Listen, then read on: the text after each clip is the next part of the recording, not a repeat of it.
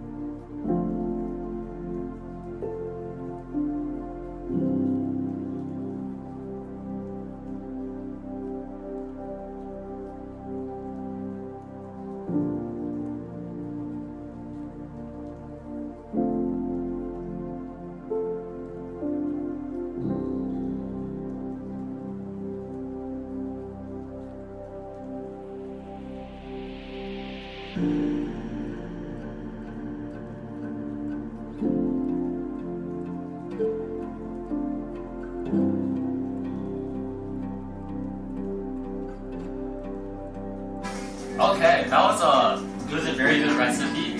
It takes a lot of time to cook, but not much prep time. So I definitely recommend it for anyone who's looking to make a good lamb chop for dinner.